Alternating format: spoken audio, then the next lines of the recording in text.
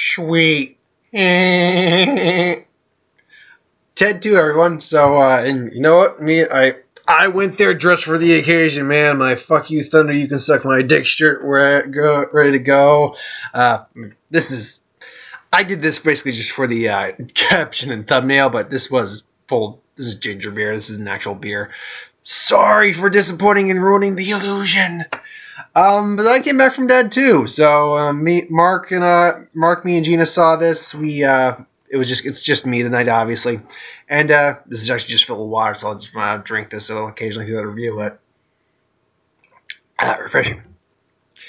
We just came back from it, and we had a good time. It was a lot of fun, good laughs, fun for the majority of the family that can go see this movie. Because this is not a kids' movie, folks. A movie about a talking teddy bear is not for kids. God, I'm sure there's probably... Actually, I think we may have even saw some kids in the theater. I can't be certain on that. But, for my thoughts on the original Ted, I love the original Ted. That's a great movie. That's fun. That was a pleasant surprise. Million Ways to Die in the West, I really like... Actually, one of the people who liked Million Ways to Die in the West, I know... My Million Ways to Die in the West. I know a lot of people don't, and I can understand where they come from. Absolutely, I can. It's a shame it did not do well. I personally like it. Mark likes it. I know we're in a minority, whatever. So he was 1 for 1. Now he's 2 for 1. I think Ted 2 is a very solid sequel to the original Ted. Absolutely, it repeats a few of the same tropes. Some of that is good. Some of that's not so good. It's got some problems. It's not perfect. But no movie is. The original Ted had some problems too, but whatever. Original Ted's a perfect, but we loved it for what it was. So, the story this time around is several stories. One, Ted marries his girlfriend, Tammy Lynn, who's still the same actress from the original. So I think they got all the same actors who are returning characters back. So, he marries Tammy Lynn. They want to have a baby, because they're having marital problems. Mark Wahlberg is, there, and he's playing John Bennett, and he's, there to be his buddy, Thunder Buddies for life. And, it's them trying to have a kid for the first 20 minutes, and then it's a whole civil liberties thing about whether he's a person or not, and then it's about, the Hasbro Corporation, where Giovanni Ribisi's character is now working as a janitor. Sweet cakes. Man, the guy's still fucking creepy. Guy's still a fucking creeper.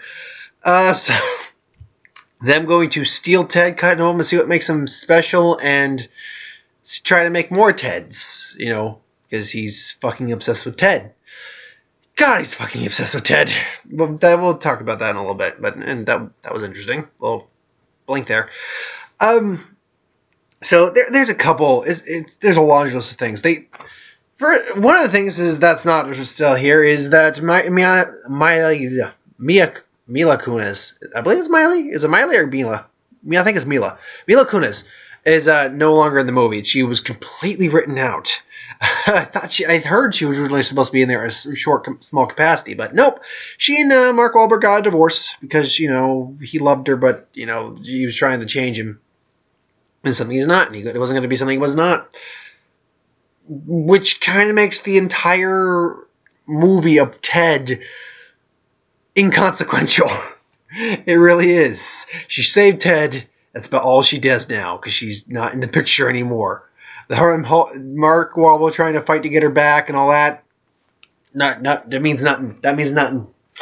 So, yeah, that's kind of an FU to that entire plot of that movie. But instead we have Amanda Seyfried, who plays the just out of law school lawyer defending Ted for his civil rights. And, yeah, they kind of don't win the first case. And then he's basically property for a while. Which is basically how Giovanni Ribisi basically convinces the Hasbro guy, the head of Hasbro, to kidnap him.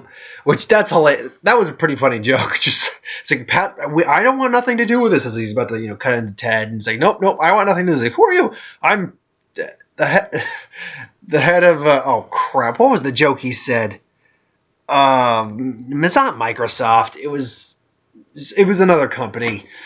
Whatever. It was fun. It was funny. And that's the thing. Oh, there's so many great jokes in this. There was a couple jokes where we were all laughing out fucking loud. We were just dying of laughter at a couple scenes. Particularly with a couple of the cameos. Now, I'm not gonna spoil all the cameos, but I had to do one. I mean, I do spoilers in these videos usually. I don't want to spoil all the cameos, but Liam Neeson shows up. This guy comes and he puts down this cereal box of tricks, and it's Liam Neeson. And so he just looks dead. It's like, I want to inquire about these cereal. It says it's only for children. Yes, the commercial does say that. Now that's a force law. If I were to buy this cereal and purchase it, I would be assured that no one would follow me.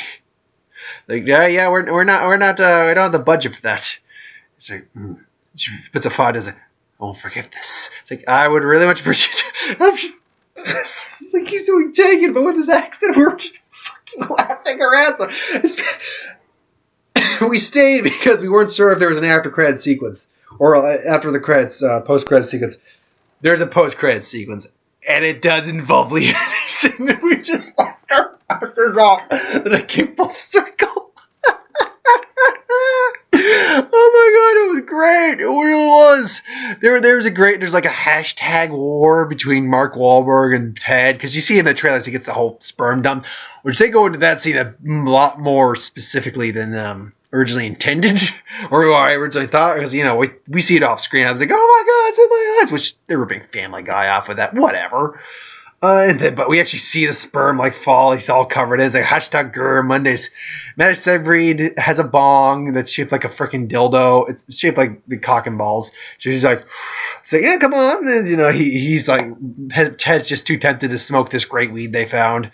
And then Mark Wahlberg's got that thing, hashtag what a summer.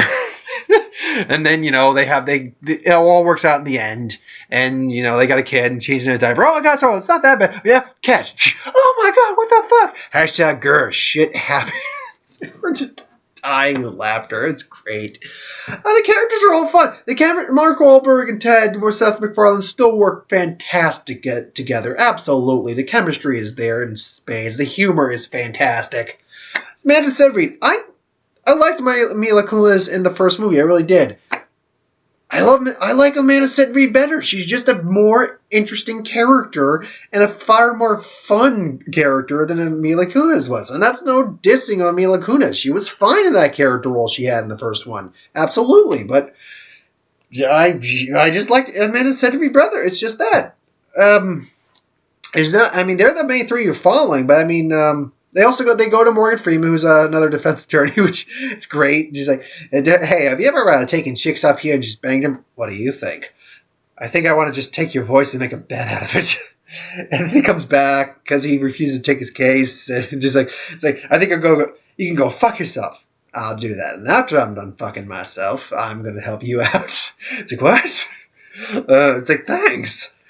Of course, Giovanni Ribisi, there's a great joke about how, because they go to Comic-Con, which is hilarious, because Patrick Wahlberg, I believe it's Patrick Wahlberg, it's not Dempsey, it's Wahlberg, I believe. Not Wahlberg, but he was in the first one. He voices Joe on Family Guy, and he was in the first one. He was a guy going to the gay fight clubs. He was, had a boyfriend with Ryan Reynolds, who is now dating, unfortunately, I can't remember the actor's name. I will say, however, that it's Worf from Star Trek Next Generation. He's dating Worf. It's like, well, don't get twisted in a knot. And I know Patrick Warburton. So he comes up, and him and his boyfriend, who's Worf, Michael Dorn, and I'm gonna keep calling him Worf. Michael, him and at Comic-Con, and they show up, and the minute they show up, he's dressed as Michael Dorn's dressed as Worf, and he's dressed as a Dick, and like he played the Dick in the live-action TV series. That is hilarious. Oh my god. And they're just like, oh no, we don't really go in for this crowd. We just like to diss on the nerds. Just, hey nerd, shoot wedges, gives the guy a wedgie. Oh my god, that nerd had shit all over it. Oh God, it was just a fun time. It was fantastic. I mean, I can keep listing off all these jokes, but obviously I'm not going to ruin all the jokes. But there's another great one where a cameo I was expecting to happen because me and Gina both figured it out. But they basically at this weed patch, or not weed patch. They're basically their car. This is the scene you see in the trailer on the TV spot where they crashed a car. So they're in a field, and Mark Wahlberg finds this like weed, special type of weed. I'm assuming it's like extinct. Or something like really hard to find. It's just randomly there. And we just hear the sound of music. I'm like, wait, I remember hearing there was like a Jurassic Park reference. But then I'm just like, and then we just see Ted just looking out on the field. And you hear the Jurassic Park music like when they were seeing the Brontosaurus for the first time, or the Brachiosaurus. And he just turns to Mark Wahlberg's head. And you hear that, ba-da-da, da-da-da, da-da-da,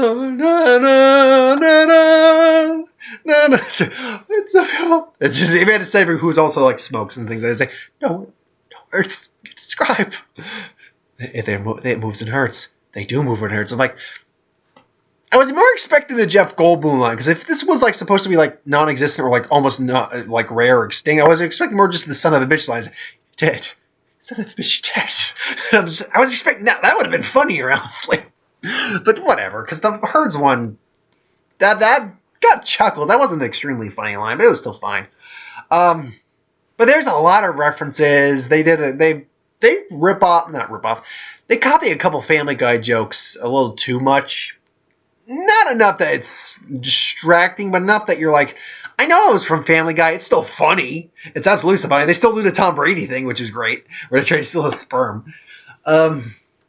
But I mean that it's noticeable. Maybe distracting for some. It wasn't overly distracting for me. I'm just like, okay, Family Guy did that. Family Guy did that. Family Guy did that. But you know, there's not a lot of them, but there's definitely some there.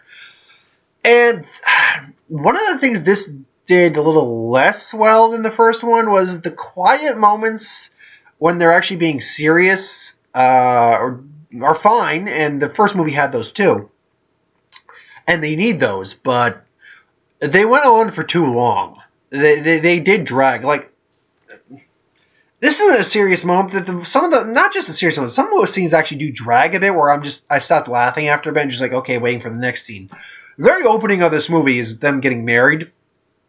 And after they get married, Ted's there, and excuse me, just take some water for a second. That's good. He starts going into this dance number, basically showing the credits. And I'm like, okay, it's entertaining. And then I'm like,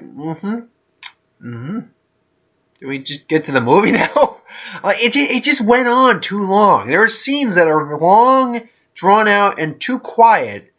And they have no place of being that quiet. There's a couple scenes that really don't even need to be there for a little bit. But, yeah. And a couple of the jokes don't work. Some of the jokes I'm just like, It's like, okay, why did that joke move? And I was laughing my ass off. So I wouldn't say it's hit and miss. The most, I like say 85% of the jokes work, and like of those 85%, like at least 40% kill. But the 50% that I wouldn't say don't work, but are just kind of more chuckle-worthy or fall flat, kind of do fall flat at points. It is kind of just repertoire of Seth MacFarlane stuff, and I don't think Seth MacFarlane's like running out of ideas or anything like that. It's just, he's stuck with Family Guy because contracts, and they don't want to get rid of Family Guy. That's why we're not going to get a Family Guy movie until Family Guy's done, because they're not going to fall into the Simpsons trap of trying to blend them together. Not that Simpsons blends much anymore anyway, but I